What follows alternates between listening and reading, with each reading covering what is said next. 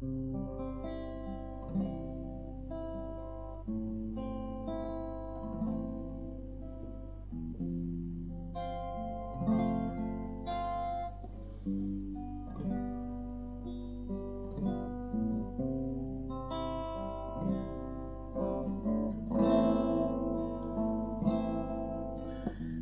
selamat pagi Bapak Ibu Saudara semua yang kasih Tuhan.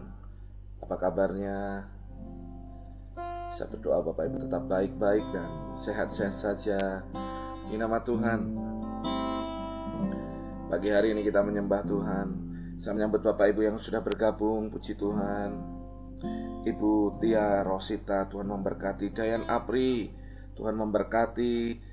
Nur Hayati Sendrato, selamat pagi. Hana Rahel, Arlesia Mumu, Ana Mailala, selamat pagi. Nempi, Rita Yusnani Silitonga, Janeti Andri, selamat pagi. Bunga Serli, Agustina Siaan, Reminja Siburian, selamat pagi. Rizka Rose, selamat pagi. Haleluya, puji Tuhan. Pak Boy Tosijam, Ibu Pendeta Malsen, selamat pagi, puji nama Tuhan.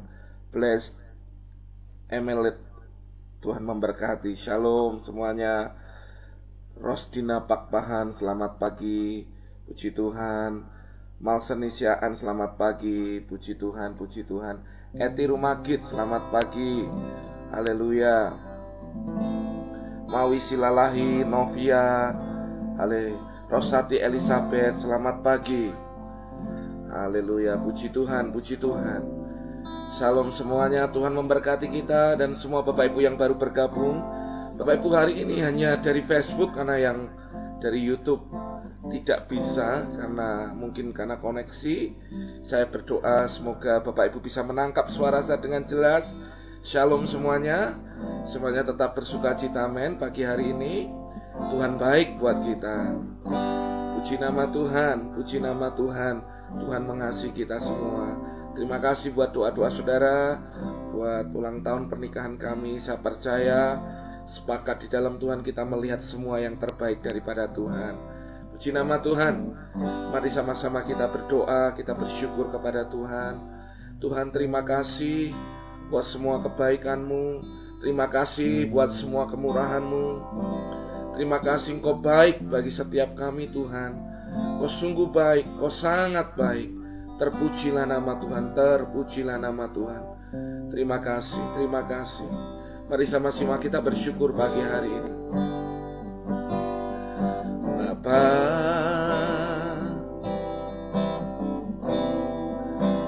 Engkau sungguh baik. Mari sembah Dia. Berkat-Mu hari ini di hidupku. Katakan Bapa, Engkau baik. Bapa, katakan ku berterima kasih. Ku berterima kasih. Berkat-Mu hari ini yang Kau sediakan bagiku. Mari sama-sama katakan, ku naikkan syukur, ku naikkan syukurku buat hari yang Kau beri, buat hari yang Kau beri. Amin. Tak habis-habisnya kasih dan rahmat-Mu. Mari sama-sama katakan, selalu baru, selalu baru, dan tak pernah terlambat pertolongan-Mu. Besar setiamu di sepanjang hidupku. Mari sama-sama katakan umat Tuhan, Bapa Engkau baik. Mari menyembah Dia. Bapa,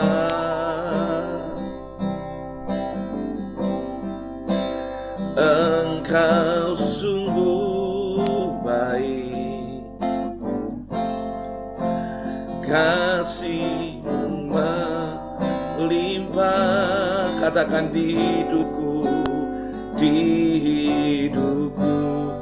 mari sembah Dia, katakan Bapa. Oh Bapa, mari sama katakan, ku berterima kasih, ku berterima kasih. Berkat-Mu hari ini, berkat-Mu hari ini, yang Kau sediakan bagiku. Mari umat Tuhan, sama-sama kita berkata, ku naikkan syukurku, sembah Dia buat hari yang Kau beri. Tak habis-habisnya kasih dan rahmat-Mu. Katakan selalu baru, selalu baru, dan tak pernah terlambat pertolongan-Mu.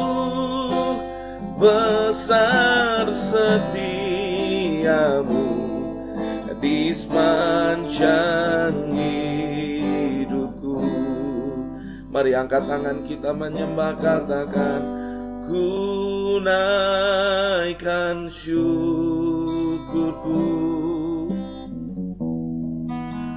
buat hari yang Kau beri. Ya Tuhan, tak habis-habisnya kasih dan rahmat-Mu.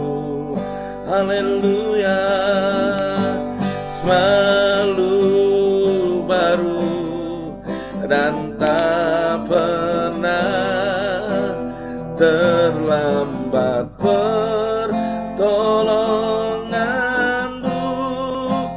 Besar setia-Mu di sepanjang hidupku. Katakan, besar setiamu Tuhan, besar setiamu. Katakan, besar setiamu, besar setiamu, besar setiamu, besar setiamu di sepanjang hidupku. Haleluya. Mari bersyukur kepada Tuhan, sebab Tuhan baik, sebab Tuhan baik. Anugerahnya melimpah, anugerahnya melimpah. Mari umat Tuhan, haleluya, haleluya. Terima kasih Tuhan, Engkau baik, haleluya. Oh ya Tuhan, Engkau baik, sungguh baik, haleluya. Kau tunjukkan kasih setiamu, Kau menyediakan yang ku perlu. Kau setia, Kau mulia, dulu, sekarang, dan selamanya. Katakan, Kau tunjukkan, Kau tunjukkan kasih setiamu, Kau menyediakan yang ku perlu. Kau setia, Kau mulia, Bapa, Kau Mari sama-sama umat Tuhan katakan Bapa kau setia. Bapa kau setia. Katakan Bapa engkau setia. Mari lihat kebaikan Tuhan, katakan Bapa kau setia. Bapa kau mulia. Tenanglah jiwaku, aman bersamamu. Lebih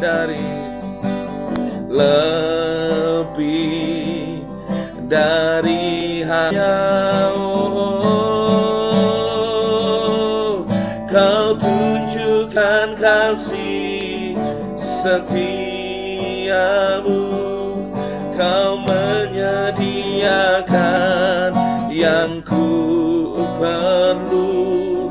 Kau setia, kau mulia, dulu, sekarang, dan selamanya.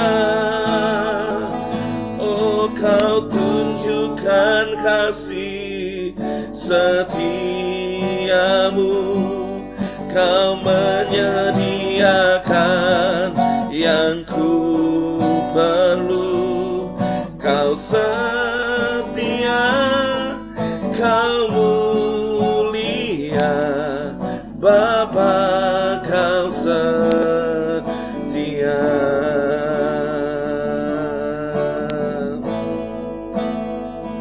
Ku angkat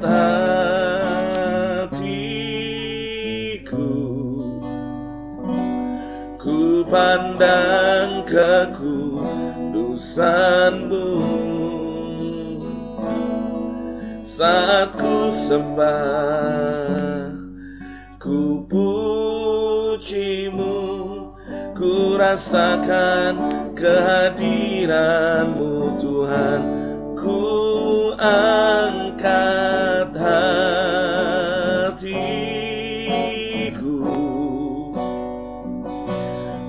pandang kekudusan-Mu. Mari katakan, saat ku sembah, ku puji-Mu, ku rasakan kehadiran-Mu Tuhan. Saya percaya kita semua dipanggil untuk menjadi penyembah, amin. Saudara, pagi hari ini Tuhan senang dengan penyembahan kita. Tuhan bertahta di atas penyembahan kita. Saya percaya saat kita menyembah Tuhan, hadirat-Nya ada tengah-tengah kita. Mari apapun pergumulan Bapak Ibu, mari hampiri Tuhan. Menyembah Dia. Kita percaya dalam hadirat-Nya. Saat kita fokus dengan Tuhan, kita lihat mujizat-Nya tersedia buat kita. Mari sama-sama katakan dengan iman. Katakan, saat ku menyembah-Mu, katakan, Roh-Mu bekerja. Saat ku memuji-Mu, Kau bertata di atas pujian. Saat ku menyembah, saat ku menyembah-Mu, Roh-Mu bekerja, Roh-Mu bekerja. Saat ku memuji-Mu, Kau bertata di atas pujian. Ku angkat hatiku, amin. Ku pandang kekudusan-Mu, haleluya. Satu sembah, ku puji-Mu, ku rasakan kehadiran-Mu Tuhan. Ku angkat hatiku, pandang kekudusannya, ku pandang kekudusanmu. Saat ku sembah, saat ku sembah, ku pujimu, ku rasakan kehadiran-Mu Tuhan. Haleluya.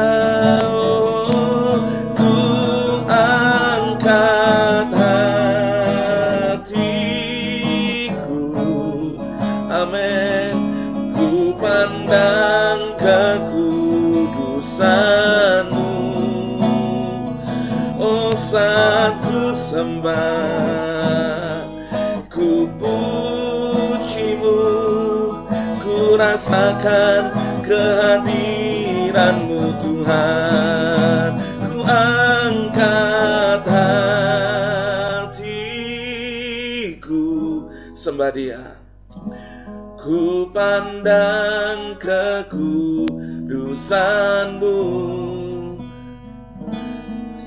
Saat ku sembah, ku pujimu, ku rasakan kehadiran-Mu Tuhan. Mari mengangkat suara kita menyembah. Kita percaya kesembuhan, kita percaya anugerahnya, kita percaya berkat-Nya mengalir bagi setiap kita. Mari sama-sama kita bersyukur kepada Tuhan. Bersyukur buat semua yang baik yang Tuhan beri dalam hidup kita. Terima kasih Tuhan, terima kasih, Engkau baik. Oh, haleluya. Oh, kami menyembah. Mari sembah Dia. Angkat suara saudara, angkat penyembahanmu secara spontan. Kita percaya dalam hadirat-Nya mengalir kebaikan Tuhan. Terima kasih Tuhan. Ya namanya Shando. Haleluya.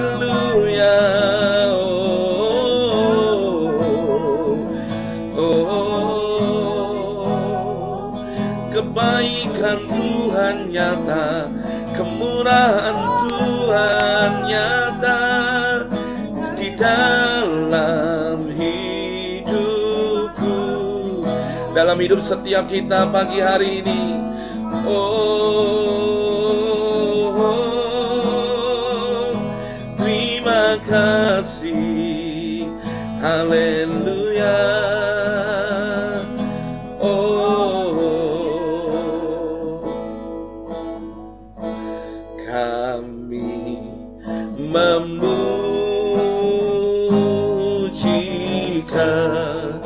besaran-Mu.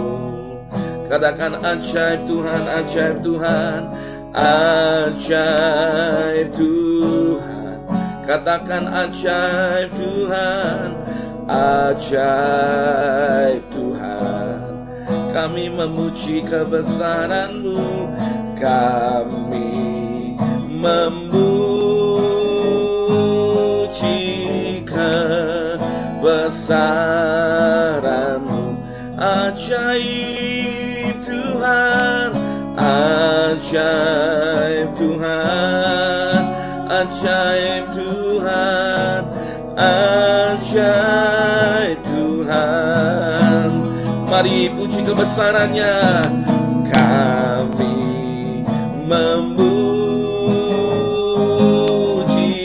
kebesaran-Mu. Ajaib Tuhan, ajaib Tuhan, ajaib Tuhan, ajaib Tuhan. Sembah Dia, oh, kami memuji kebesaran-Mu. Ajaib Tuhan, ajaib Tuhan, haleluya.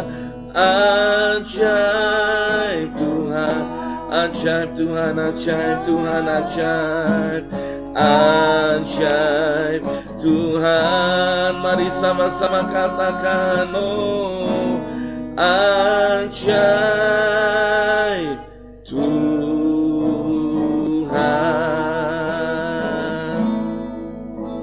Haleluya. Kami minta roh hikmat, wahyu, pengertian turun atas kami, membuka mata dan telinga rohani kami.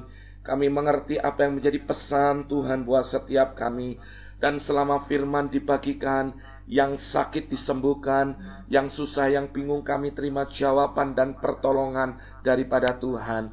Kami percaya sesuatu yang dahsyat terjadi bagi kami, sesuatu yang luar biasa terjadi bagi kami.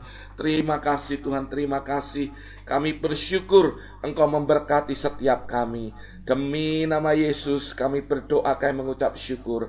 Haleluya, amin.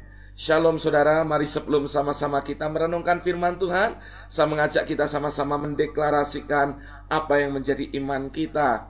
Mari sama-sama kita angkat tangan kita sama-sama deklarasikan di hadapan Tuhan.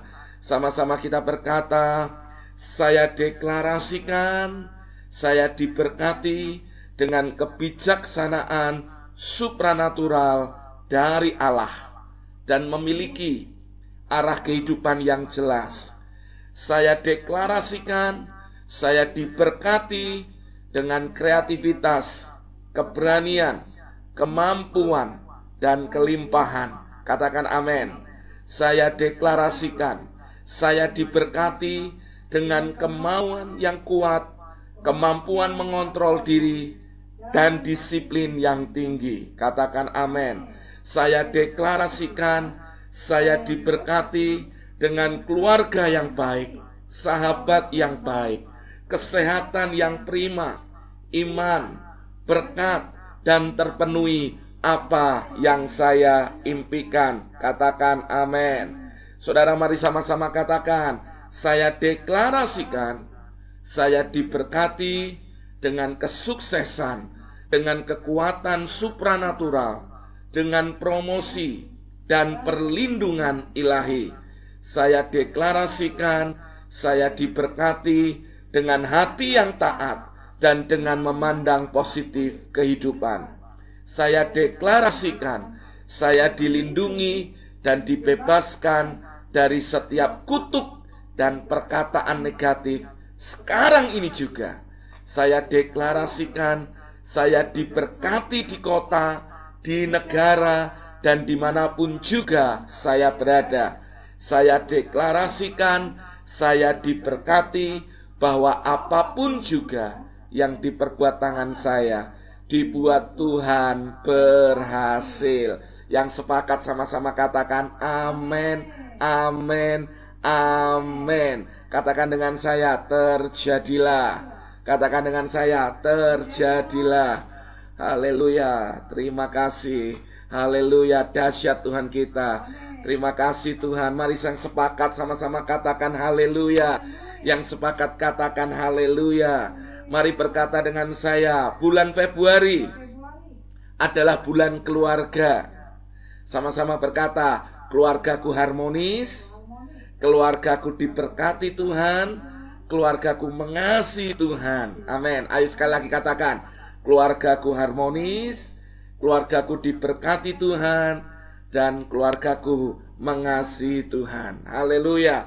Puji nama Tuhan, puji nama Tuhan. Haleluya. Shalom semuanya. Bapak Ibu semua bersukacita, amin. Semuanya mengasihi Tuhan, amin. Saudara kasih Tuhan, terima kasih buat semuanya. Saya percaya doa saya, Bapak Ibu Saudara semuanya sehat, semuanya diberkati Tuhan, dan semuanya mengalami janji Tuhan. Haleluya. Saudara, apa kabarnya? Biarkan kita semua terus boleh mengalami semua yang terbaik dari Tuhan. Pada pagi hari ini saya mengajak kita untuk kita belajar tentang 5 dimensi iman. 5 dimensi iman. Saya berdoa Bapak Ibu bisa menangkap kebenaran firman Tuhan ini, saudara, karena pada suatu saat tiba-tiba saya itu diingatkan Tuhan. Apa yang membuat hidup saya itu bisa mengalami perubahan? Tentunya Tuhan. Tapi hubungan kita dengan Tuhan itu tidak bisa dilepaskan dari yang namanya iman. Kalau kita ngerti yang namanya iman, hidup kita itu nggak akan pernah ngalami hal-hal yang tidak baik lagi. Hidup kita pasti akan ngalami progres, bahkan hidup kita itu akan berjalan di dalam kuasa Tuhan. Dan doa saya, Bapak Ibu Saudara semua boleh ngalami ini, belajar ini, dan mengalami janji Tuhan dalam hidup kita dan keluarga kita. Nah, doa saya setiap kita boleh mengalami semua yang dahsyat dari Tuhan. Saudara, suatu kali ketika saya membaca seorang perempuan yang sudah pendarahan 12 tahun, dia sudah habis semua hartanya. Tapi pada momentum itu dia ketemu dengan Tuhan, Tuhan lewat di daerahnya. Tiba-tiba timbul sebuah iman yang sederhana. Asal ku jamah jubah-jubahnya, aku sembuh. Ternyata bicara tentang iman adalah bicara tentang yang luar biasa. Kalau di keluarga kita, di anggota keluarga kita ada iman, saya percaya saudara, di sana ada mujizat Tuhan. Kalau di setiap masing-masing di antara kita yang bekerja ada iman, maka saya percaya keluarga kita, usaha kita, pekerjaan kita pasti karirnya akan meningkat. Kalau di hidup kita ada iman, kita yang mengalami hari ini kondisi di mana kita lemah tubuh, pasti kita juga akan mengalami kesembuhan daripada Tuhan. Nah, saya berdoa, saya rindu Bapak Ibu nangkap kebenaran firman Tuhan ini. Saya akan bukakan dalam bentuk PowerPoint. Bapak Ibu bisa mengcapture-nya, Bapak Ibu bisa belajar, dan saya berdoa Bapak Ibu bisa mengalami Tuhan. Bapak Ibu bisa mengalami kuasa Tuhan. Kita belajar tentang dimensi iman, dan Bapak Ibu mengalami hal yang dahsyat daripada Tuhan. Saudara, mari kita belajar yang pertama tentang apakah iman itu. Saudara, perhatikan yang sederhana. Saudara, kita kembali kepada apa itu iman. Saudara, seringkali banyak orang pengen berkata, Pak, saya pengen punya iman yang kuat. Tapi pertanyaannya, apakah kita punya iman? Apakah kita itu sebenarnya ngerti dari esensi iman? Ibrani 11 ayat yang pertama, saudara. Ibrani 11 ayat yang pertama dari terjemahan firman Allah yang hidup. Kenapa saya suka terjemahan ini? Karena terjemahannya itu jauh lebih lugas, lebih sederhana dan mudah dipahami. Perhatikan, iman ialah keyakinan bahwa apa yang kita inginkan akan terlaksana. Sesungguhnya kalau bicara iman adalah bicara tentang keyakinan. Apa yang kau ingini terlaksana. Jadi sesungguhnya kalau ada iman, apa yang kita inginkan tentunya dalam tuntunan Tuhan sesuai dengan kehendak Tuhan pasti terlaksana. Tetapi kenapa seringkali tidak terlaksana? Bisa jadi seringkali justru kita nggak bergerak dengan iman, tapi kita tergesa-gesa atau terburu-buru karena kita sebenarnya nggak terlalu yakin dengan apa yang kita minta. Maka saya berdoa setiap kita boleh mengalami setiap janji Tuhan. Belajar tentang dimensi iman ini. Iman yang pertama itu keyakinan. Keyakinan. Yakini dulu dan sadari dulu apa yang menjadi sebuah keyakinan dalam hidupmu. Keyakinan itu bicara tentang believing. Apa yang kau percayai. Gini saudara, apa yang kau percayai saat engkau menginginkan sesuatu dari Tuhan. Saat engkau datang kepada Tuhan, keyakinan apa yang kau hadapkan kepada dia. Itulah iman sebenarnya. Nah, banyak orang datang, seringkali datang itu dengan ada keinginannya, tapi lebih banyak ada banyak keluhan atau sungut-sungutnya, bahkan kegelisahan, kekhawatirannya. Saudara, iman tidak mungkin berjalan dengan yang namanya kekhawatiran atau ketakutan. Iman tidak mungkin berjalan sama-sama dengan yang namanya kecemasan. Kalau engkau punya iman, harus yang muncul pertama bicara tentang keyakinan. Keyakinan bahwa saat aku datang, Tuhan membenarkan, Tuhan mengabulkan doa saya, Tuhan menyembuhkan saya. Nah, itu sebuah keyakinan itu yang harus dibangun dulu di dalam hidup kita. Nah, ada banyak orang terburu-buru, maaf saudara, terburu-buru untuk ingin memunculkan semuanya kepada Tuhan, tapi tanpa sebuah keyakinan yang benar. Padahal keyakinan yang benar bahwa Tuhan mau, Tuhan mampu untuk memulihkan, untuk menyembuhkan, untuk memberkati kita. Ayo sama-sama katakan, sebuah keyakinan yang benar tentang Tuhan itu bahwa Tuhan mau, Tuhan mampu untuk memulihkan, menyembuhkan, dan memberkati hidup kita. Keyakinan yang sederhana seperti ini saat engkau datang kepada Dia, tanpa engkau sadari engkau sedang berkata kepada Tuhan, Dialah Bapamu yang baik. Amin. Yang kedua, iman dalam terjemahan firman Allah yang hidup dari Ibrani 11 ayat yang pertama dikatakan, iman ialah kepastian. Katakan dengan saya, tuliskan, kepastian. Ayo sama-sama katakan, kepastian. Kepastian bahwa yang kita harapkan sudah menantikan kita, walaupun hal itu belum dapat kita lihat sekarang. Maksudnya apa? Iman yang kedua adalah bicara tentang kepastian. Bukan insya Allah, bukan. Bukan semoga, bukan kiranya. Tapi ini sebuah kepastian. Perhatikan, kepastian. Kepastian itu bahwa saat engkau mengharapkan sesuatu yang kau harapkan itu sudah nunggu kita. Berarti kalau sudah nunggu, yang kita harapkan sudah ada atau belum? Sudah ada, saudara. Hanya hari ini mungkin kita belum lihat, tapi engkau perlu punya kepastian. Itu terjadi dalam hidup kita. Nah, maksud saya seperti ini. Saat kita berjalan dengan Tuhan, Tuhan itu mau mengabulkan doa kita. Prinsip ayatnya jelas. Di Yohanes 15 tentang perumpamaan pokok anggur dan rantingnya dan caranya dikatakan, kalau aku tinggal di dalam engkau dan firmanku tinggal di dalam engkau dan engkau di dalam aku, firman Tuhan jelas berkata, mintalah apa saja. Kata mintalah apa saja bicara tentang engkau memiliki pengharapan apa saja di dalam Dia, maka Bapamu di surga akan mengabulkan permintaan itu. Ini bicara apa, saudara? Ini bicara tentang sebuah kepastian. Ini bicara tentang sebuah iman. 1 Yohanes 5 ayat 15 dikatakan bahwa kita tahu bahwa Tuhan itu mendengar setiap doa kita, dan Tuhan itu juga mau mengabulkan permohonan kita. Berarti saat kita datang kepada Tuhan dengan iman, sesungguhnya engkau harus datang dengan yang namanya kepastian. Ayo ngomong dengan saya, kepastian. Kepastian bahwa yang kau harapkan sudah nunggu saudara. Walau mata kita belum lihat, itu sudah ada, nantikan kita. Itulah iman. Makanya banyak orang kenapa gelisah, karena sesungguhnya mereka nggak benar-benar ngerti tentang iman ini. Maka kenapa ketika saya berdoa buat saudara, saya itu sudah lihat saudara disembuhkan. Nah, pertanyaannya, saya sebagai hamba Tuhan sudah lihat saudara disembuhkan.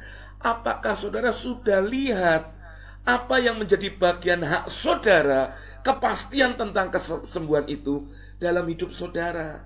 Nah, doa saya, saudara, doa saya, Bapak Ibu saudara semua ngerti kebenaran ini. Karena kalau Bapak Ibu ngerti kebenaran ini, Bapak Ibu akan mengalami hal yang dahsyat dari Tuhan. Yang pertama, iman bicara keyakinan, tentang kepercayaan, tentang believing, trusting, apa yang benar-benar menjadi dasar untuk engkau percaya. Yang kedua, iman juga bicara tentang kepastian, bahwa apa yang kau harapkan sudah ada, sudah nunggu, walaupun belum terjadi buat kita. Maka saat engkau berdoa, kan Tuhan ajarin kita, salah satu berdoanya, berdoalah dan percaya bahwa yang kau minta Tuhan sudah memberikannya. Maka saat saudara minta dan engkau percaya Tuhan itu sudah dikabulkan, engkau sudah menerimanya, itu bicara tentang iman. Amin. Selanjutnya kita akan belajar tentang dimensi iman. Saudara, ada 5 dimensi iman yang saya temukan dalam Alkitab kita. 5 dimensi iman. Yang pertama, kita akan belajar tentang material pembentuk iman. Saudara, perhatikan ini. Kita baca ayatnya dulu dari Roma 10 ayat yang ke-17. Apa yang membentuk iman kita? Perhatikan.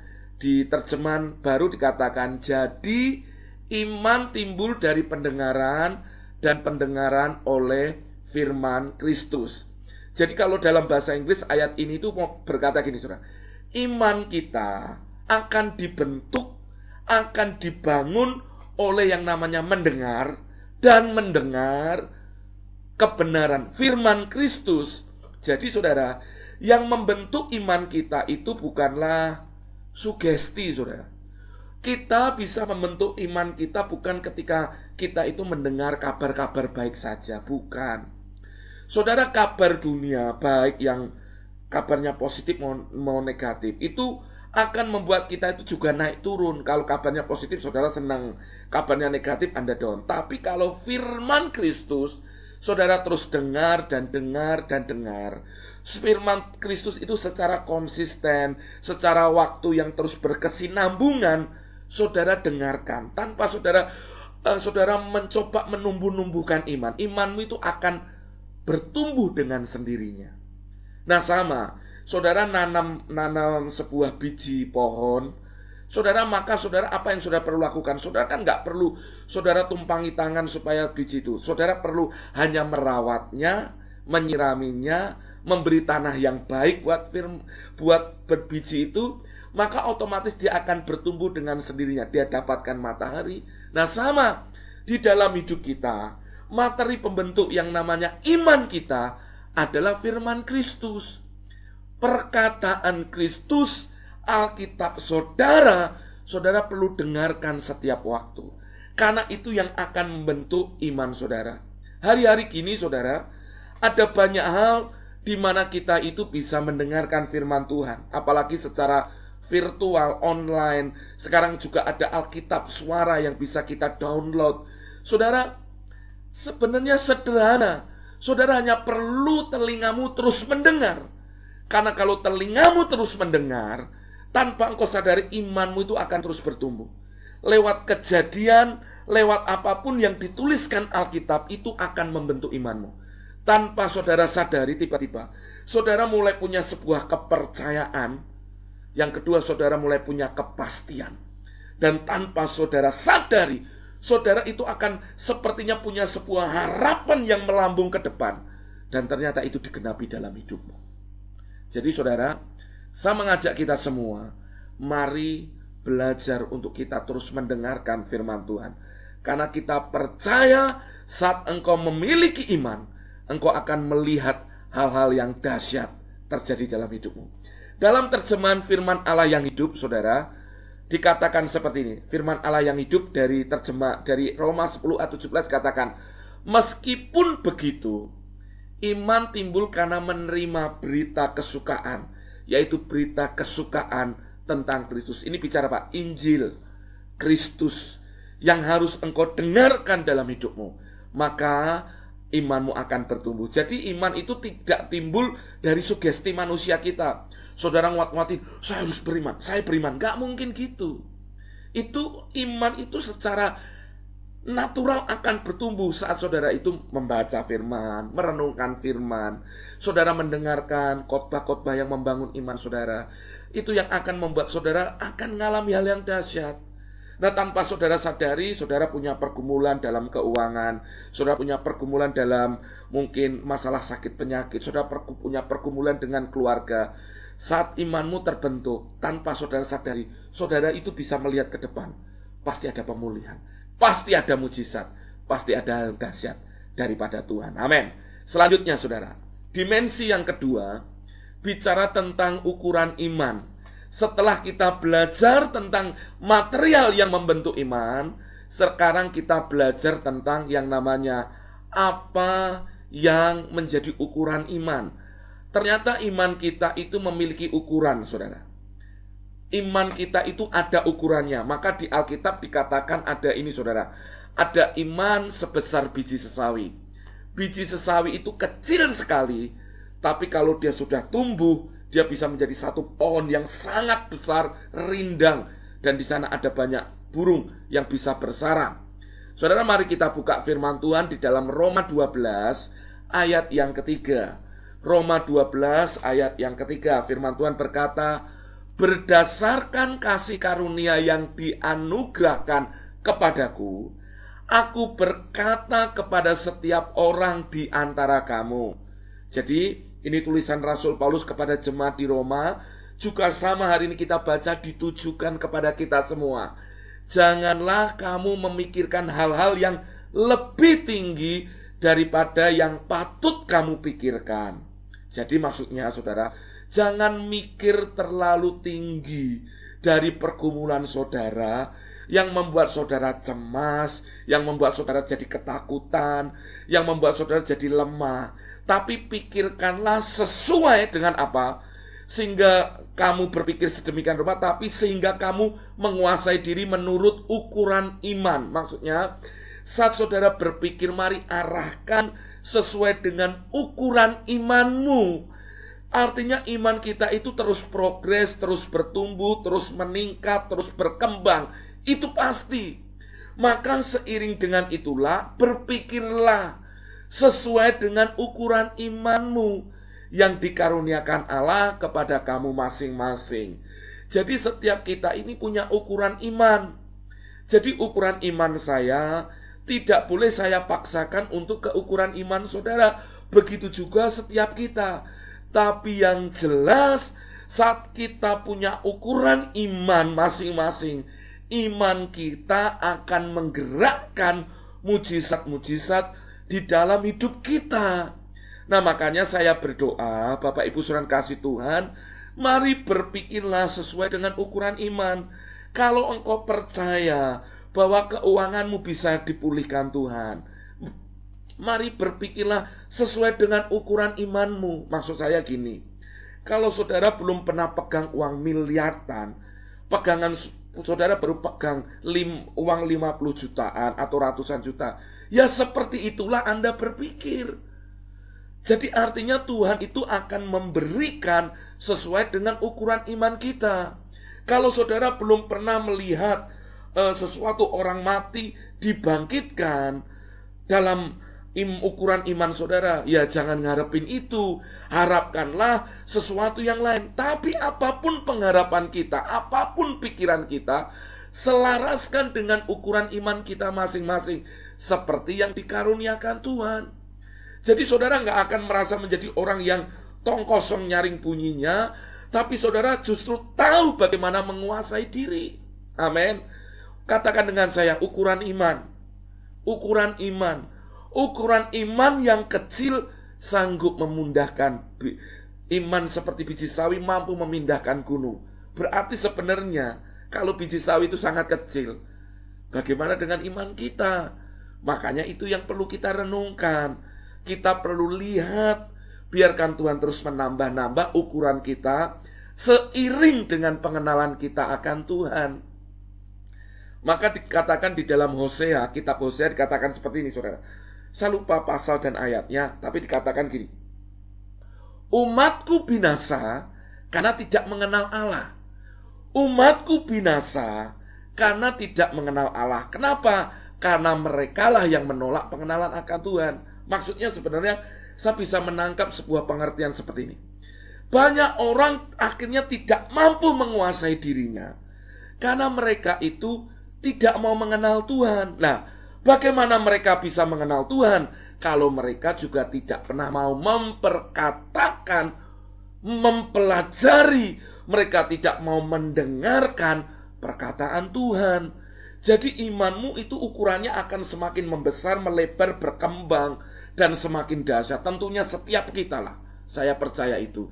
Dan itu akan diiringi dengan pengharapan saudara dan kasih saudara akan Tuhan yang semakin besar. Maka saya berdoa pagi hari ini kita belajar tentang ukuran iman kita. Jadi gak usah memaksakan. Kalau ada hamba Tuhan yang lain bisa melakukan sekali ngomong langsung orang bangkit, ya itu ukuran iman dia sudah sampai ke sana. Tapi buat kita itu terus progres dan semuanya mendatangkan kebaikan buat kita. Jadi gak ada yang namanya iri-irinan, gak ada yang namanya wah kok saya gak bisa gini. Tapi saudara, seiring dengan pengenalan saudara akan Tuhan, imanmu pasti bertumbuh. Makanya justru firman Tuhan berkata, yang terdahulu jadi yang terkemudian, yang terkemudian justru jadi yang terdahulu. Artinya apa? Jangan pikir bahwa kalau kita sudah jadi Kristen lama, kita nggak bisa disalib dalam ukuran iman sama orang-orang yang baru bertobat. Makanya yang dibutuhkan adalah pengenalan akan Tuhan lewat firman-Nya, maka saudara akan lihat orang-orang yang baru bertobat, yang memiliki sebuah kegairahan akan Tuhan dan firman-Nya. Tiba-tiba orang itu bisa dipakai Tuhan melesat, saudara. Itulah karunia Tuhan, itulah anugerah Tuhan. Tapi bagian kita tetap mengerjakan sesuai dengan ukuran iman kita masing-masing. Yang ngerti katakan amin. Yang ngerti katakan saya punya ukuran iman. Katakan haleluya. Haleluya. Selanjutnya saudara, ini lihat saudara, ini biji sesawi. Saya coba memfotonya. Jadi biji sesawi, saudara lihat di bagian ujung sebelah kanan saya ini saudara, itu ada biji saudara. Saudara nanti lihat, itulah biji sawi yang saya ambil dari Israel. Lalu inilah sekecil ini saudara, biji ini. Nah firman Tuhan berkata, kalau engkau punya iman sebesar biji sesawi kayak gini, engkau bisa memindahkan gunung. Tapi dengar, biji sesawi bisa saudara jadi pohon yang gedenya bukan main. Saudara bisa lihat seperti ini. Berarti saudara lihat gini loh, dari biji sesawi pasti akan bertumbuh sampai jadi sebuah pohon. Artinya saudara nggak usah bingung mikirin ukuran. Tapi yang jelas saat saudara membentuk imanmu dengan terus mendengar firman Tuhan, tanpa engkau sadari, iman yang kecil tadi akan bertumbuh menjadi sebuah pohon yang rindang. Dan saudara akan lihat hal-hal yang dahsyat terjadi dalam hidup saudara. Katakan amin. Katakan amin. Hari ini apa menjadi gunung masalahmu? Kalau imanmu aja, saya percaya punya biji sesawi, engkau bisa memindahkan gunung masalah. Berarti saudara di dalam Tuhan, saat engkau mau mengenal Tuhan, saat engkau mengingini Tuhan saja, saat engkau mencintai firman-Nya, imanmu itu akan bertumbuh minimal sebesar biji sawi. Dan kau akan lihat gunung masalah, gunung sakit penyakit, gunung pergumulan ekonomi, gunung masalah-masalah keluarga akan menyingkir dari hidup saudara. Saudara akan singkirkan dengan iman yang kau hadapkan kepada Tuhan. Amin. Amin saudara. Jadi jangan ada orang berkata, Pak bagaimana Pak? Dengar, Tuhan itu berdaulat dan Tuhan itu bekerja sampai detik ini. Nah, puji Tuhan, ini ada yang nulis ini, Linda Pardede berkata, Hosea 4 ayat 6. Saudara, Hosea 4 ayat 6, umatku binasa karena tidak mengenal Allah. Saudara, puji Tuhan, saat engkau mau mengenal Tuhan, maka saudara, engkau itu akan dituntun kepada kehidupan dan otomatis imanmu itu bertumbuh. Makanya di awal-awal tuntunan kita di bulan Januari, saya mengajak kita untuk membangun mezbah, mengenal Tuhan, melalui firman, melalui pujian penyembahan. Tujuannya satu, saya nggak mau memompa-mompa saudara. Saya itu nggak mau jadi hamba Tuhan yang gini saudara, mengajari saudara sesuatu yang instan. Tapi saya mau ajari saudara, ini loh basic yang saya lakukan. Tiap hari saya baca firman, tiap hari saya mendengar firman, tiap hari saya merenungkan firman. Simpel aja. Sembari saya di mobil, bekerja atau melakukan aktivitas dalam keluarga, saya tetap melakukan. Di tengah kunjungan saya tetap ingat firman. Sederhana. Saya mengucapkan firman, saya memperkatakan firman. Apa yang terjadi? Tanpa engkau sadari, tanpa engkau mengusahakan ukuran imanmu itu bertumbuh, pasti akan bertumbuh dengan sendirinya. Maka saya mau Bapak Ibu juga sama. Ingatlah iman, ingatlah firman, ingatlah itu dan kenali Tuhan dalam jalan-jalannya. Maka saudara akan melihat hal yang dahsyat dalam hidup saudara. Ingat ya, biji sesawi sekecil ini bisa memindahkan gunung. Saudara juga bisa memindahkan gunung masalah saudara. Kalau saudara ngerti ini, sebenarnya kita itu hanya jadi orang yang hanya berdoa, saling mendoakan, hanya melepaskan berkat. Kenapa? Karena semua sudah tahu dasarnya. Amin. Selanjutnya saudara, dimensi iman, yaitu di dalam iman ada yang namanya tindakan iman atau perbuatan. Saudara perhatikan firman Tuhannya berkata, tadi kita belajar material, ukuran, sekarang tindakan iman. Yohanes 2 ayat yang ke-17. Perhatikan, Yakobus 2 ayat 17.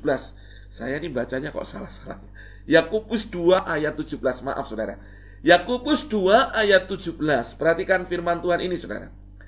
Demikian juga halnya dengan iman.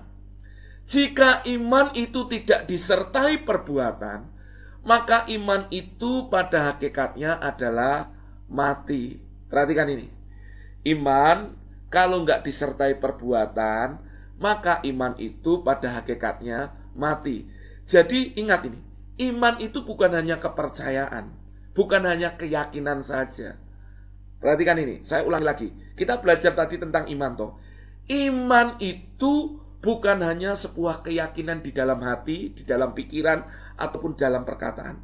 Tapi iman itu juga bicara tentang sebuah kepastian. Kepastian itu berarti bicara tentang sebuah tindakan iman, perbuatan yang nyata. Karena jika iman tidak disertai dengan sebuah kepastian dalam tindakan, maka pada hakikatnya iman kita itu mati. Jadi iman dan perbuatan berjalan sama-sama, saudara. Iman dan perbuatan jalan sama-sama. Kan saya ngajari gini. Kalau saudara percaya Tuhan menyembuhkan saudara, mari belajarlah untuk terus memperkatakanlah. Salah satunya memperkatakan adalah sebuah tindakan iman. Lalu saudara mulai bertindak bahwa memang saudara sudah disembuhkan. Itu yang namanya perbuatan. Saudara, yang namanya iman, kalau ini bicara dalam pemulihan dalam pekerjaan, saudara percaya warungmu atau usahamu, baik online atau offline, pasti diberkati. Saudara percaya itu. Tapi kalau saudara nggak buka warungnya, tokonya, usaha saudara, maaf saudara malas-malesan untuk buka usaha, kita nggak akan mengalami berkat Tuhan seperti yang saudara imani. Jadi iman harus disertai perbuatan. Ingat, perhatikan ini. Waktu bangsa Israel keluar dari tanah Mesir, saudara, mereka melihat kuasa Tuhan dinyatakan buat mereka. Apa yang dinyatakan? Mereka lihat Musa mengangkat tangannya dan di atas sungai Tebrau waktu itu, lalu sungai Tebrau terbelah menjadi dua. Apa yang perlu dilakukan oleh orang Israel? Mereka hanya perlu melangkah, berjalan. Yang kedua, di zaman Yosua, saudara, ada sebuah tindakan yang lebih nyata lagi. Mereka perlu melangkah seperti yang dipercayai bahwa sungai Yordan akan tersibak dan akan jadi sebuah bendungan dan mereka akan berjalan di tanah kering. Ini butuh apa? Iman. Butuh apa? Perbuatan. Kalau imam-imamnya waktu itu yang diperintahkan Tuhan nggak melangkah-melangkah, mereka nggak akan lihat yang namanya mujizat air tersibak. Makanya saya mengajak kita, kalau saudara punya iman, saudara semakin bertumbuh dalam iman, saudara sudah tahu kebenarannya, saudara dituntun oleh rohnya, saudara tahu akan kebenaran firman, melangkahlah. Nah, tapi ada banyak orang percaya itu gini, sudah tahu kebenarannya, sudah tahu firmannya, bahkan dia itu sudah hafal, bahkan dia sudah termasuk hamba-hamba Tuhan yang melayani, tapi nggak melangkah-melangkah. Maksud saya nggak ada tindakan nyata, tindakan iman untuk Anda bergerak. Dengarkan ini saudara. Saya ulang-ulang berkali-kali. Saudara, ketika Anda ingin yang namanya pemulihan dalam hidupmu, saudara ingin lihat pemulihan dalam hidupmu, dalam masalah ekonomi, salah satunya saudara, bertindaklah, naburlah benih. Pak, kepada siapa? Dengarkan saya. Saya tidak minta uang saudara. Saya ini hamba Tuhan. Saya sadar saya dipertemukan saudara ini karena anugerah. Tapi saya itu ngajari saudara itu real, supaya saudara punya benih untuk saudara tuai dalam ekonomi saudara. Semakin saudara nggak menabur-nabur, semakin saudara nggak tunjukkan tindakan imanmu, semakin saudara nggak lihat mujizat Tuhan. Sama ketika saudara Ishak ada di tanah Filistin, bangsa itu sedang mengalami masa kelaparan. Tapi Ishak tetap nabur. Nabur itu bukan buat orang lain. Maksudnya gini loh, hasilnya itu bukan buat orang lain. Nabur itu untuk kembali suatu kali kepada hidupmu sebagai tuaian. Makanya harus ada benih yang ditanam. Pak, apakah harus ke gereja? Enggak. Kepada siapa yang Tuhan tuntun untuk Anda bertindak secara akurat lewat iman saudara. Nah, ada banyak orang itu menunda, nggak melakukan. Jadi seperti gini loh, dia itu nggak terlalu percaya Bahkan saya mau ngomong kepada saudara, jangan melakukan kalau saudara punya pengertian salah. Jangan nabur kalau pikiran saudara berpikir bahwa kayak saudara main judi, saya nabur sekian supaya dapat 10 kali lipat 100. Anda pikirkan itu, bukan itu. Tapi saudara sadar di balik benih yang saudara tabur pasti ada tuaian. Tapi fokus saudara adalah Tuhan yang memberi tuaian, bukan tuaiannya itu sendiri. Itu akan membentuk saudara kepada sebuah kepercayaan di mana saudara akan berjalan di dalam kuasa Tuhan. Yang ngerti katakan amin. Contoh tindakan iman apa? Saudara yang percaya bahwa saudara disembuhkan Tuhan. Saya itu mengajak saudara untuk terus memperkatakan firman. Kalau saudara bisa keluar dari tempat duduk setiap pagi, setiap waktu, ketika dokter diagnosa ada yang namanya sakit atau apapun, atau cancer, bahkan ada sakit yang kelihatannya mengerikan secara manusia, saudara dengar, Anda itu perlu berkata dengan iman. Dan Anda terus membangkitkan rohmu lewat perkataan-perkataan firman. Contohnya gimana? Contoh saudara, setiap pagi ketika saya mau mandi, saya mau lakukan apa, saya berkata, saya disembuhkan. Terima kasih buat kesehatan ilahi. Terima kasih buat mujizat Tuhan. Terima kasih buat pernyataan Tuhan. Terima kasih buat yang dahsyat dari Tuhan. Terima kasih tidak ada cancer. Anda ini harus bergerak seperti itu. Karena itu salah satu bentuk tindakan iman. Hidup dan mati dikuasai lidah. Siapa suka menggemakannya akan makan buahnya. Betul ya?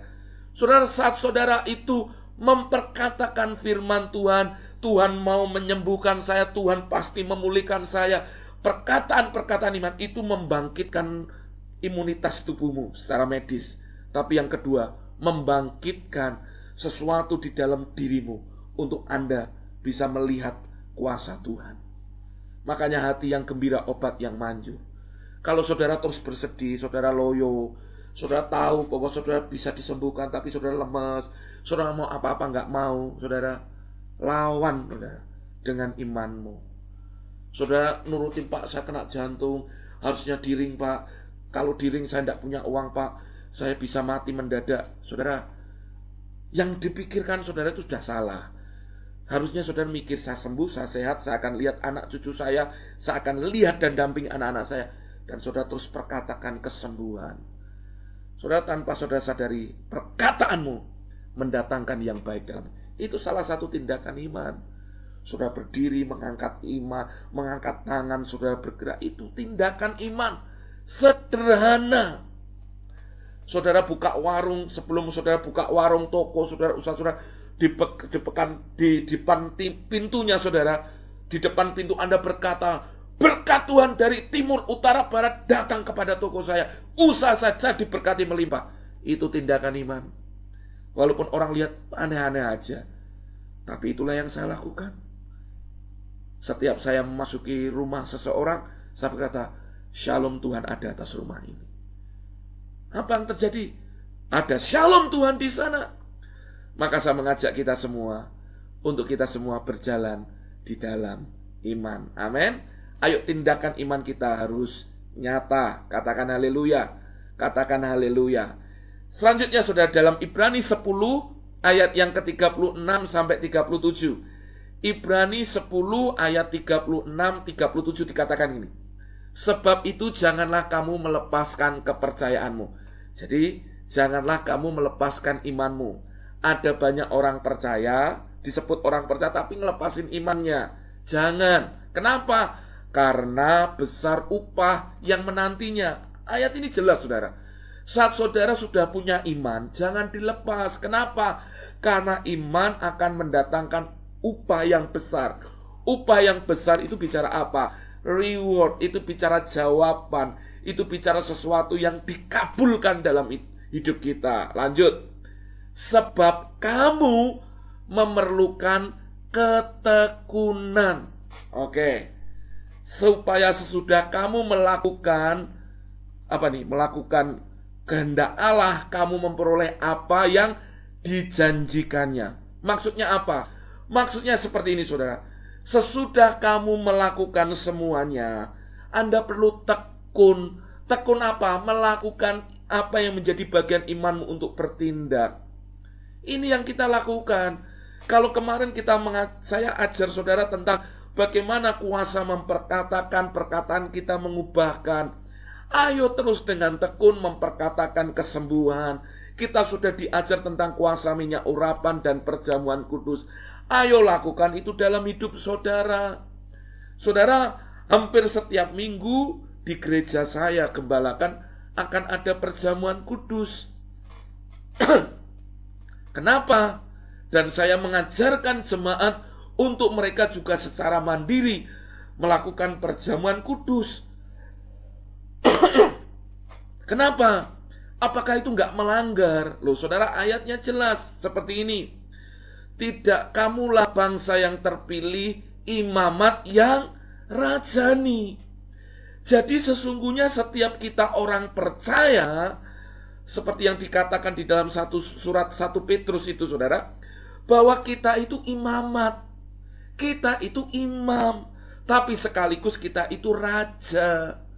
Amin. Jadi kita ini sebenarnya nggak perlu diwakili lain. Kita pun bisa mengangkat tubuh dan darah Tuhan lewat perjamuan kudus di rumah kita masing-masing. Tapi tentunya dengan hormat akan tubuh Tuhan.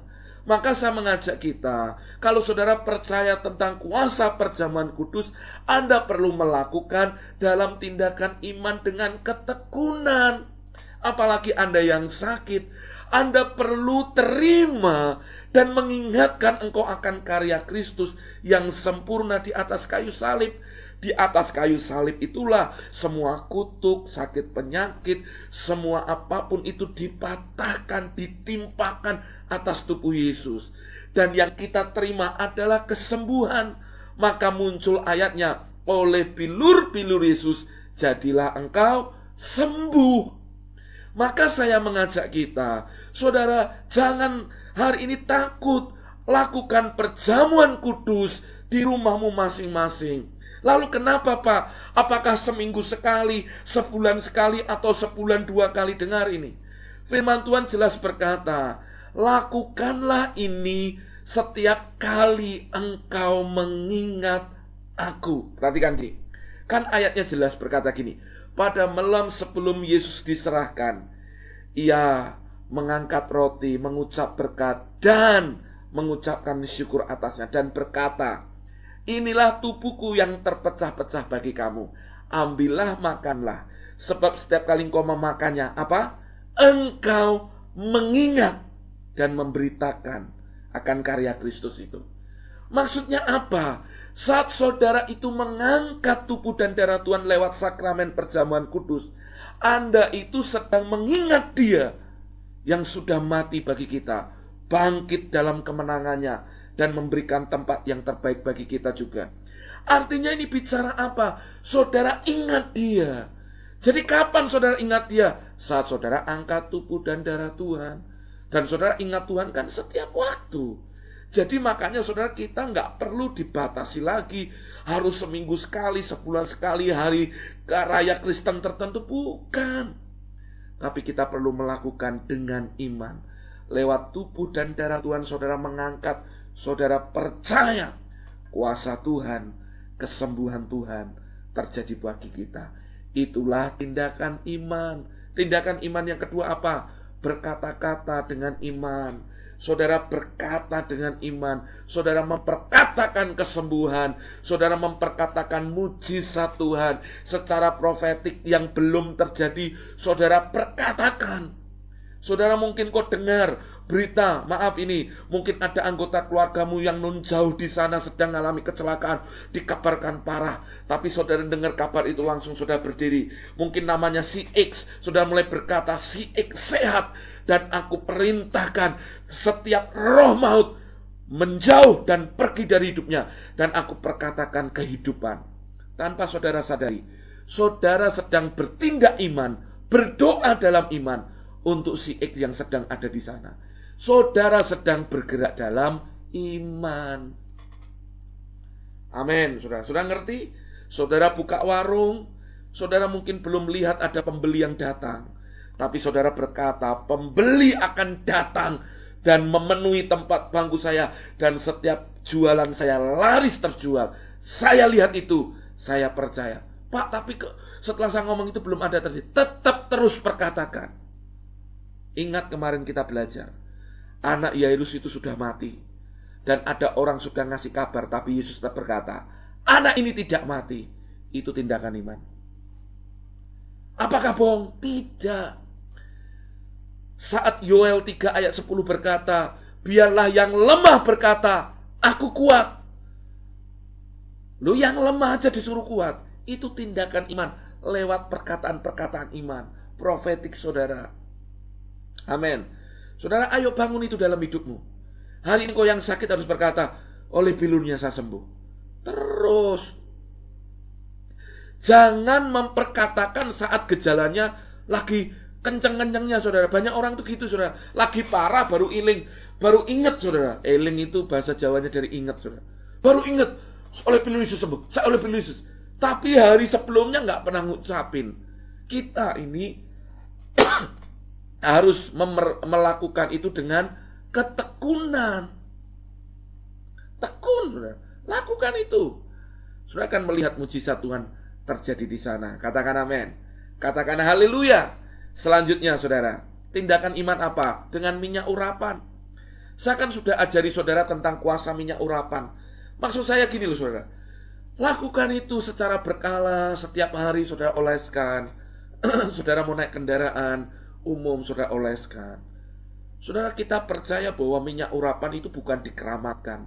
Tapi saat saudara mengoleskan hidupmu, apa yang ada di area hidupmu dengan minyak urapan, padahal minyak biasa yang saudara doakan, saudara itu sedang percaya ada intervensi. Kata intervensi itu bicara ada kuasa Tuhan, roh Tuhan yang menguasai saudara.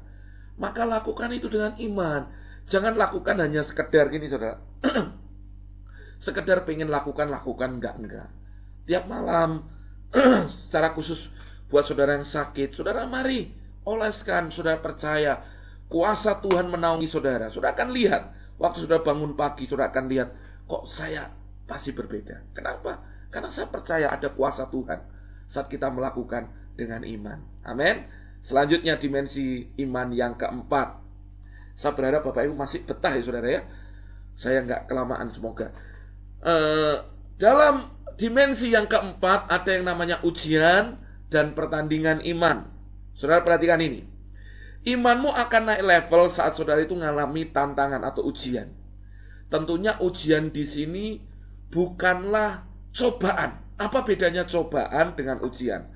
Kalau cobaan itu datangnya dari si jahat, makanya janganlah membawa kami ke dalam pencobaan. Karena cobaan itu datangnya dari si jahat. Tapi kalau cobaan datang dari si iblis, tapi Tuhan mengizinkan dalam hidup kita, itu menjadi ujian buat kita. Tapi ada orang-orang yang mengalami pencobaan karena kesalahannya, karena keinginannya, karena dia hidup dalam dosa, maka mengalami hal yang tidak baik. Itu cobaan. Maka Anda harus bertobat, Anda pulih. Tapi kalau ujian adalah sebuah seperti ujian itu kayak ini, saudara, ulangan lah. Tuhan itu seperti mendidik kita untuk saudara. Tuhan itu membawa iman saudara kepada hal yang lebih tinggi lagi. Nah, makanya saudara ada yang namanya ujian dan pertandingan iman. Kalau saudara imanmu sedang ada dalam tantangan atau ujian, saudara perlu tetap jurusnya satu, bertahan di dalam Tuhan. Makanya Yakobus 1 ayat yang ketiga dikatakan, sebab kamu tahu bahwa ujian terhadap imanmu itu menghasilkan ketekunan. Kalau saudara hari ini sedang mengalami ujian dari Tuhan, yang Tuhan izinkan untuk mendidik hatimu, mungkin saudara sudah berdoa, saudara sudah melakukan perjamuan kudus, saudara sudah mungkin mengurapi dengan minyak, saudara sudah merenungkan firman Tuhan, saudara sudah menyembah Tuhan, tapi kok belum ada yang terjadi. Mari tetaplah bertahan di dalam Dia, dan justru semakin perbesarlah harapanmu di dalam Tuhan. Contohnya siapa? Hana. Hana itu, saudara, yang nutup kandungannya siapa? Tuhan. Hana punya suami namanya Elkana. Elkana punya 2 istri.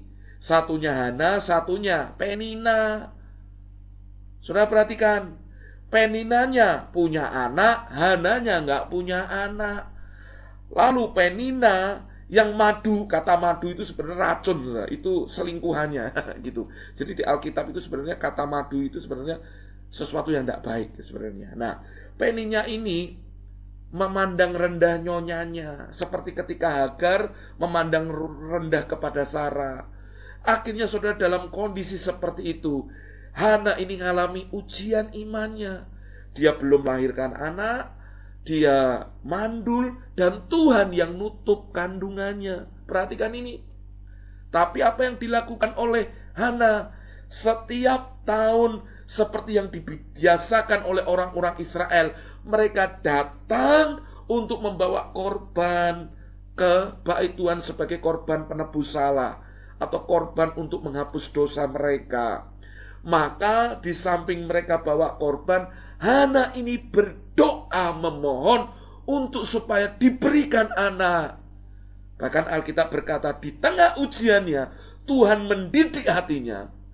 Dia tetap berdoa. Bahkan Alkitab berkata Hana berdoa seperti orang yang kayak mabuk, karena mulutnya komat kamit, suaranya nggak ada. Ini bisa jadi saking bergumulnya dia dengan Tuhan. Yang kedua, ini saking dia sangat berharapnya kepada Tuhan, imannya bahwa Tuhan memberi jawaban buat dia. Apa yang terjadi? Setelah kejadian itu, dia bernazar kalau Tuhan memberi, maka anak ini pisau cukurnya tidak akan menyentuh kepalanya, rambutnya. Ini bicara apa? Bahwa dia mempersembahkan anak ini buat Tuhan. Lahirlah siapa?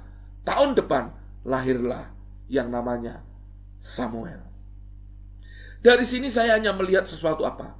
Kalau ada sesuatu yang diizinkan terjadi dalam hidup kita, ujian itu tidak membuat saudara down. Ujian itu tidak membuat saudara terpuruk. Tapi ujian terhadap imanmu justru menghasilkan ketekunan. Semakin saudara bergairah dalam Tuhan. Nah, saya mau itu terjadi dalam hidup saudara. Saudara akan lihat hal yang dahsyat terjadi dalam hidup saudara. Nah, banyak orang seringkali kalah di sini, di area ujian ini dan pertandingan iman. Mereka sudah ngawali awalnya dengan iman, dengan luar biasa, tapi banyak yang mengakhiri dalam daging. Saudara, biasa di dalam sekolah Alkitab, memulai biasanya masuk yang daftar itu banyak, tapi nanti yang menyelesaikannya hanya beberapa gelintir orang. Dan akhirnya yang memenuhi panggilannya jadi hamba Tuhan hanya beberapa orang. Kenapa? Karena bicara ujian iman selalu akan ada buat kita. Abraham diuji untuk mempersembahkan Ishak. Dan Abraham tidak menunda-nunda. Maka pagi-pagi benar dia membawa Ishak ke gunung yang diperintahkan Tuhan. Tapi tujuannya apa?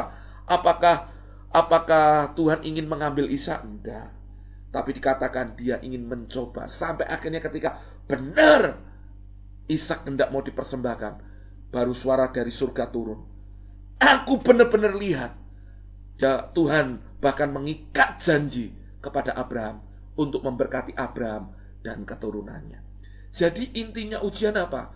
Untuk meneguhkan perjanjiannya dengan hidup kita. Maka saya mengajak kita, jangan lemah saudara.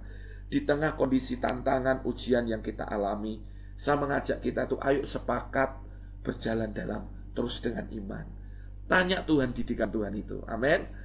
Kalau saudara sudah melakukan semuanya dengan ketekunan, ayo tanya Tuhan.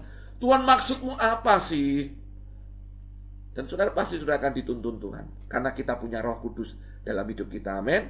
Jadi jangan menyerah. Saudara baru buka warung atau buka usaha, awalnya rame Pak, tiba-tiba Pak ini kok nggak ada yang beli Pak, sepertinya kok ada orang yang nyalain. Saudara mau melangkah terus atau saudara hari ini mundur?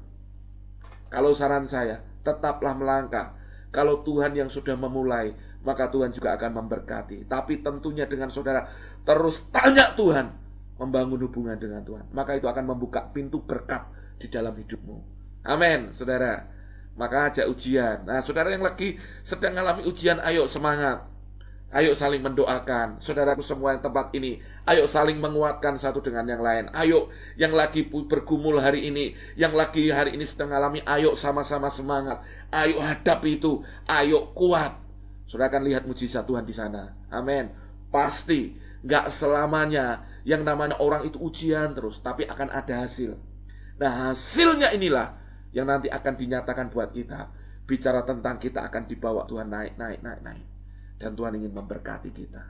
Amin, saudara. Saudara, kalau Tuhan hari ini, saya ingatkan balik, kalau saudara diingatkan Tuhan untuk saudara diuji dalam soal keuangan, tiba-tiba saudara diingatkan untuk saudara menabur bagi pekerjaan mungkin di gerejamu masing-masing, mungkin menabur bagi hamba Tuhan, gembalamu di mana saudara ditempatkan. Saudara menabur, tiba-tiba lagi makan, tiba-tiba saudara lihat ada orang kasih makananmu ke dia atau belikan makanan ke dia, padahal uangmu terbatas juga. Ayo saudara mau milih mana? Itu ujian, saudara. Ujian-ujian kebaikan yang sebenarnya untuk Tuhan itu menyatakan kebaikan dan kemurahannya dalam hidup kita. Betul, saudara. Berapa kali Tuhan itu seperti mengirim malaikatnya untuk memberkati saya dengan hal seperti itu, saudara. Suatu kali di suatu pagi ketika saya habis doa pagi dengan seluruh jemaat, seperti biasa saya itu ngajak jemaat untuk makan bubur, saudara. Nah, ketika habis makan bubur, pada waktu itu tiba-tiba setelah makan bubur, pas di tengah makan bubur, tiba-tiba ada orang, saudara, pakai pakaian compang-camping. Dia itu tiba-tiba melototi saya, lihat saya, lalu gini, saudara. Jujur, saudara, makan dilihati dengan maaf pakaian kusuk ini gak enak. Tapi tiba-tiba ada suara ngetuk, coba lihat dia. Apa yang terjadi?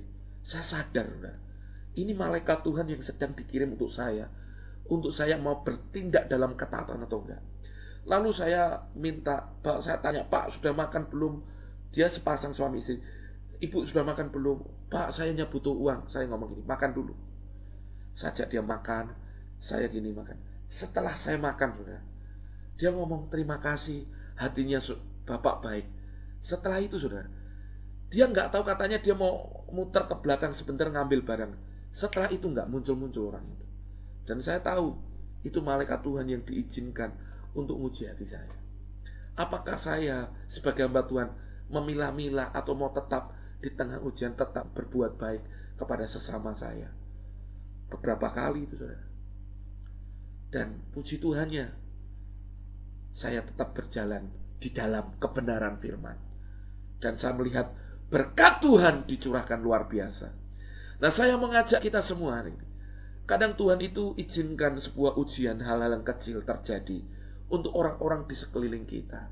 Tapi saya mengajak kita untuk kita itu lewati ujian itu, didikan itu. Tidak enak, saudara.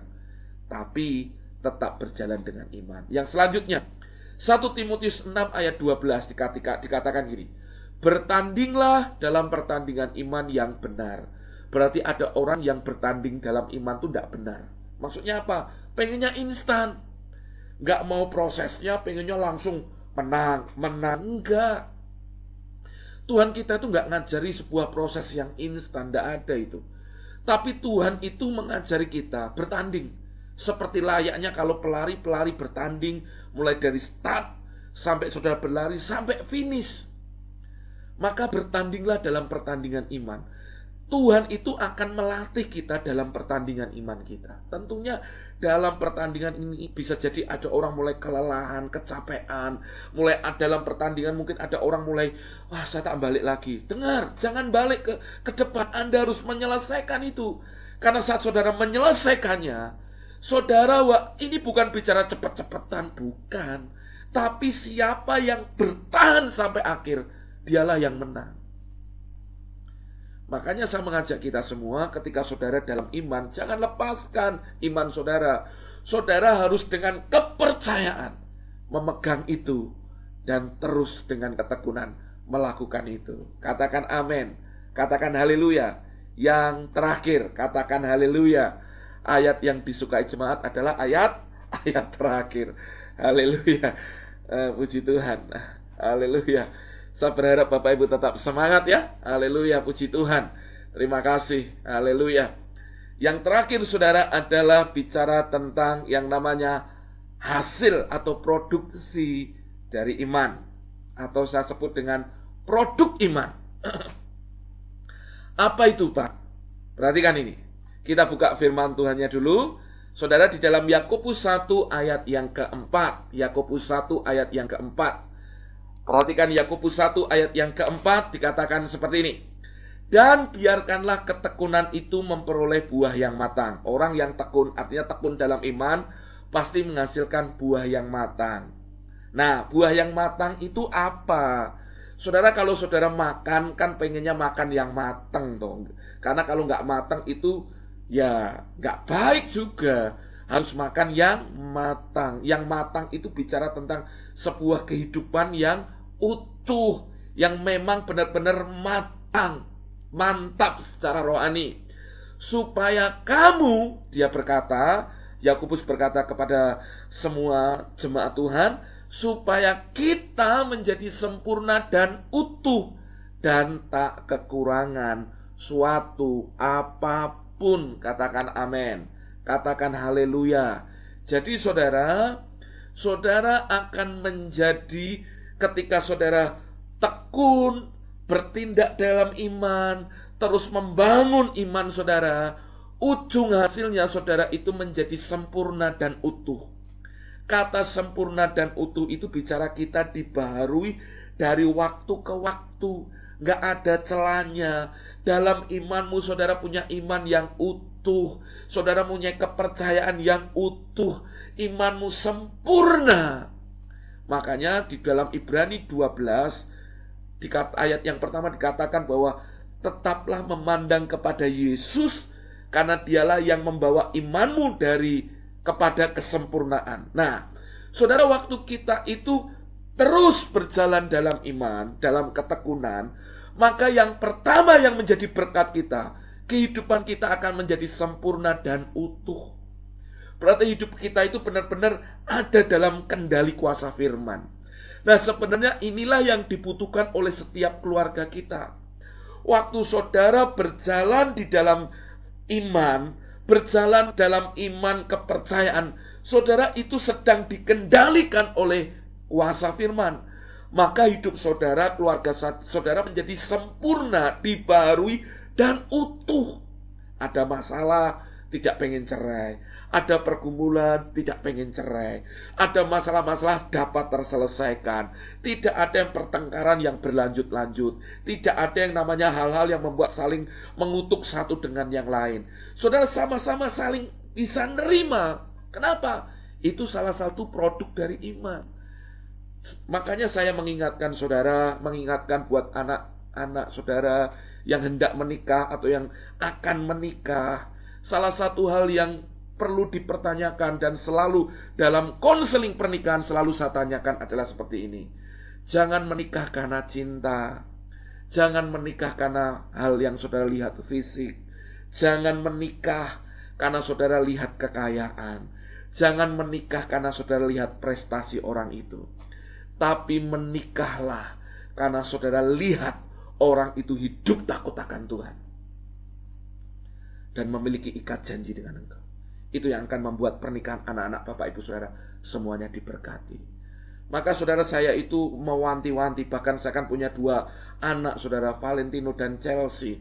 Mereka, saya berdoa sejak dari sekarang, engkau harus menjadi orang yang takut akan Tuhan, menikah dengan orang yang benar, mengasihi Tuhan sepanjang umur hidupmu. Kenapa saudara? Saya sering melihat keluarga hamba Tuhannya dipakai Tuhan luar biasa, tapi setelah orang tuanya tidak ada, anak-anaknya nggak takut akan Tuhan. Ini seringkali terjadi fenomena ini. Kenapa justru anak hamba Tuhan terhilang di dalam rumah Tuhan? Saya nggak mau itu terjadi. Maka saudara, kalau saudara sudah hidup takut akan Tuhan, wariskan itu saudara ke anak-anak saudara. Maka butuh yang namanya saudara perlu melangkah dengan iman. Saudara perlu melakukan dengan ketekunan. Saudara tumpangi tangan anakmu, berdoalah buat kepala anakmu, diberkati anak-anakku takut akan Tuhan, mengasihi Tuhan. Terus lakukan itu dalam hidup saudara. Kenapa? Karena itu penting saudara. Karena kita nggak tahu kehidupan anak kita nanti menghadapi tantangan yang berbeda. Hanya takut akan Tuhanlah, iman yang diwariskan sejak dari masa kecilnya, yang akan membuat dia terus bergantung kepada Tuhan. Saudara, mari kita berdoa buat generasi kita, bangsa kita. Supaya apa? Anak-anak kita, mereka menjadi anak-anak yang kokoh di dalam iman. Nah, produk iman adalah membuat kita itu menjadi sempurna dan utuh. Ini bicara dibaharui roh kita, batin kita dari waktu ke waktu. Dan saya berdoa, Bapak Ibu menjadi orang-orang yang utuh di dalam Tuhan, mengalami janji Tuhan yang luar biasa. Yang kedua, apa dari produk berkat dari iman itu apa? Tak kekurangan suatu apapun. Ini yang saya suka. Ternyata kalau orang itu berjalan dengan iman, saudara, dia akan melihat yang namanya kelimpahan, pemenuhan, kemakmuran, dicukupkan, dilimpahkan terjadi dalam hidupnya. Maka saudara, ayo, sekalipun saudara mungkin punya kekayaan, punya harta, punya tanah banyak, punya semualah secara materi yang saudara bisa banggakan, hiduplah bukan karena itu, tapi belajarlah hidup karena iman. Karena waktu saudara punya iman, saudara itu akan mengalami yang namanya tak kekurangan suatu apapun. Amin. Tak kekurangan suatu apapun itu bicara apa? Tuhan itu memberkati kita dengan limpahnya. Memberkati limpahnya itu bukan selalu harus bicara banyak, tapi ini bicara kualitasnya yang dahsyat dalam hidup kita. Maka saudara, saya mengajak kita semuanya, ayo sepakat, ayo semangat, biarkan 5 dimensi iman ini boleh menjadi bagian buat hidup kita. Saudara, bagikan ini, video ini kepada banyak orang, supaya orang gak frustasi tentang iman. Karena kalau mereka ngerti tentang iman, hidup mereka pasti berubah. Hidup Bapak Ibu pasti berubah.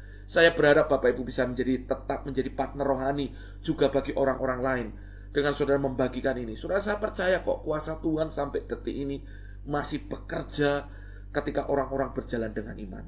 Saya beri kesaksian, saudara, kemarin ada kesaksian dari satu orang ibu dari Malaysia. Ibu ini sakit, ada di bagian tulangnya, saudara. Tulangnya sakit. Dan kenyataannya dalam ibadah beberapa waktu, saya itu pernah berdoa untuk orang yang sakit tulangnya. Tiba-tiba ibu ini berkata, itu saya. Dia itu tiba-tiba dengan iman, itu saya pasti sembuhkan. Dia ambil minyak urapan dan dioleskan. Dia melakukan dengan iman dan ibu ini mengalami mujizat Tuhan. Dan ketika saya lihat ini, kok mudah ya? Nah, kadang saudara, kenapa saya mengajak Bapak Ibu saudara semua tetap berinteraksi. Jangan mau terganggu dengan yang lain. Kenapa? Karena saya percaya kok, kadang di tengah saya memuji menyembah Tuhan, tiba-tiba Tuhan itu taruh perkataan, nah, tiba-tiba berdoa. Loh saudara, saya itu bukan tipikal hamba Tuhan yang, maaf ya, ada orang-orang yang kadang itu, ya saya lihat fenomena gini, mereka hanya suka pengen didoakan hamba Tuhan, maka dia akan hampiri dalam sebuah live streaming itu hanya tujuannya pengen didoakan, tapi dengar firman enggak. Tapi kalau namanya disebut dia merasa, waduh senang banget itu disebut namaku gini. Ada orang yang kayak gitu, saudara. Nah, saya bukan tipikal orang seperti itu.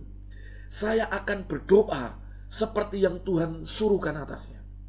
Dan setiap pokok doa saya bagikan ke para pendoa. Mereka berdoa. Bahkan ketika lihat siaran ini ada para pendoa yang berdoa buat setiap pergumulan saudara. Tapi ada orang-orang khusus di tengah saya menyembah, di tengah saya tiba-tiba Tuhan ingatkan, berdoa buat ini nak, berdoa buat ini nak. Dan saya percaya secara profetik ketika saya mendeklarasikan, orang yang nangkep ngalami kuasa Tuhan. Berapa waktu yang lalu ada yang memberi kesaksian kepada saya, dia hanya nonton siaran ulangnya.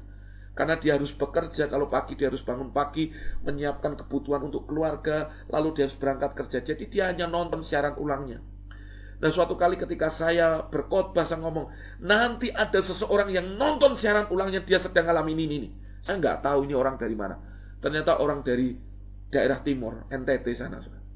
Dia ngalami Tuhan. Dan dia ngalami kuasa Tuhan.